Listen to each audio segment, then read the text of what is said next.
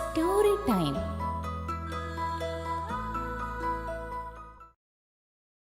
Hello കൂട്ടുകാരെ, എല്ലാവർക്കും story time with SKയിലേക്ക് സ്വാഗതം. ബോലുക്കരടിയുടെയും ടിങ്കു അണ്ണാൻ്റെയും കഥയാണ് ഇന്ന് പറയാൻ പോകുന്നത്. ഒരു ദിവസം ബോലുക്കരടി കാട്ടിലൂടെ തേൻ അന്വേഷിച്ച് നടക്കുകയായിരുന്നു. പോകുന്ന വഴിക്ക് അവൻ ഒരു കരച്ചിൽ കേട്ടു. നോക്കുമ്പോൾ ഒരു അണ്ണാൻ കുഞ്ഞ് നിലത്ത് വീണ് കിടന്ന് കരയുകയാണ്. അമ്മ നഷ്ടപ്പെട്ട അണ്ണാൻ കുഞ്ഞായിരുന്നു അത്. അവൻ വേഗം ഓടി അണ്ണാൻ്റെ അടുത്ത് ചെന്നു. ശക്തമായ കാറ്റിൽ അവൻ്റെ കൂടും താഴെ വീണിരുന്നു. ബോലു അണ്ണാൻ കുഞ്ഞിനെ കയ്യിലെടുത്തു. നിനക്ക് എന്തെങ്കിലും പറ്റിയോ? ബോലു ചോദിച്ചു. കാലിൽ പരിക്കുണ്ട്, നടക്കാനാവില്ല. വിഷമിക്കണ്ട, ഞാൻ നിന്നെ സഹായിക്കാം. ബോലു താഴെ വീണ കൂട് എടുത്ത് മരച്ചില്ലയിൽ വെച്ചു. എന്നിട്ട് അണ്ണാൻ കുഞ്ഞിനെ കൂട്ടിൽ വെച്ചു. ഞാൻ കുറുക്കൻ വൈദ്യനോട് ചോദിച്ച് നിനക്കുള്ള മരുന്ന് കൊണ്ടുതരാം. കരടി കുറുക്കൻ വൈദ്യനെ കണ്ട് മരുന്ന് വാങ്ങിച്ച് അണ്ണാൻ കുഞ്ഞിന് കൊടുത്തു. ഞാൻ ബോലു, നിന്റെ പേരെന്താ? ടിങ്കു. ഞാൻ നിനക്ക് കുറച്ച് പഴങ്ങൾ കൊണ്ടുവന്നിട്ടുണ്ട്, ഇതാ കഴിച്ചോളൂ. കരടി അവന് പഴങ്ങൾ കൊടുത്തു. ടിങ്കു ആർത്തിയോടെ തിന്നു. അവന് നന്നായി വിശക്കുന്നുണ്ടായിരുന്നു. പിന്നീടുള്ള ദിവസങ്ങളിൽ ബോലുക്കരടിയാണ് ടിങ്കു അണ്ണാന് ആവശ്യമുള്ള പഴങ്ങളും മറ്റു കാര്യങ്ങളുമെല്ലാം എത്തിച്ചു കൊടുത്തത്.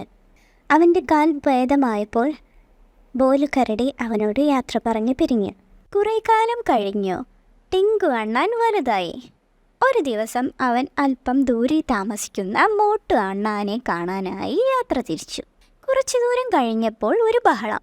നോക്കുമ്പോൾ ഒരു കരടി സർക്കസുകാരുടെ വലയിൽ കുടുങ്ങി ഒച്ചയുണ്ടാക്കുകയാണ്. ടിങ്കു വേഗം കരടിയുടെ അടുത്തെത്തി. അത് ബോലുക്കരടിയായിരുന്നു. ടിങ്കുവിന് ബോലുവിനെ മനസ്സിലായി. ഇത് ബോലു ചേട്ടനാണല്ലോ. നിനക്ക് എന്നെ അറിയാമോ? ആ സർക്കസുകാർ വരുന്നതിന് മുമ്പ് എന്നെ ഒന്ന് രക്ഷിക്കാമോ? ടിങ്കു അണ്ണാൻ വേഗം ആ വല കടിച്ചു മുറിച്ചു. ബോലു വലയിൽ നിന്നും രക്ഷപ്പെട്ടു. അവർ വേഗം അവിടെ നിന്നും രക്ഷപ്പെട്ടു. സുരക്ഷിതമായ സ്ഥലത്ത് എത്തിയപ്പോൾ ടിങ്കു പറഞ്ഞു, പണ്ട് ഞാൻ കുഞ്ഞായിരുന്ന സമയത്ത് മരത്തിൽ നിന്നും താഴെ വീണ് പരിക്ക് പറ്റിയിരുന്നു. ബോലു ചേട്ടനാണ് അന്ന് എന്നെ സഹായിച്ചത്. ഇപ്പൊ മനസ്സിലായി ടിങ്കു, ഓർമ്മ വന്നു. നന്ദി ടിങ്കു. ബോലുക്കരടി ടിങ്കു അണ്ണാനോട് നന്ദി പറഞ്ഞു. ബോലുക്കരടിയെ രക്ഷിക്കാൻ കഴിഞ്ഞതിൽ ടിങ്കു അണ്ണാനും സന്തോഷമായി. പിന്നീടുള്ള കാലം അവർ നല്ല ചങ്ങാതിമാരായി കഴിഞ്ഞു.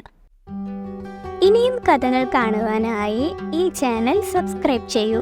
സബ്സ്ക്രൈബ് ചെയ്യുവാൻ വേണ്ടി സബ്സ്ക്രൈബ് എന്ന് എഴുതിയ ഭാഗത്ത് ക്ലിക്ക് ചെയ്താൽ മാത്രം മതി. നിങ്ങൾക്ക് ഈ കഥ ഇഷ്ടമാവുകയാണെങ്കിൽ ലൈക്ക് ചെയ്യൂ, ഷെയർ ചെയ്യൂ. ഈ ചാനലിലെ മറ്റു കഥകൾ കാണുവാനായി ഈ ചാനലിൽ സ്റ്റോറി ടൈം വിത്ത് SK എന്ന് എഴുതിയ ഭാഗത്ത് ക്ലിക്ക് ചെയ്താൽ മാത്രം മതി. അടുത്ത കഥയിൽ വീണ്ടും കാണാം.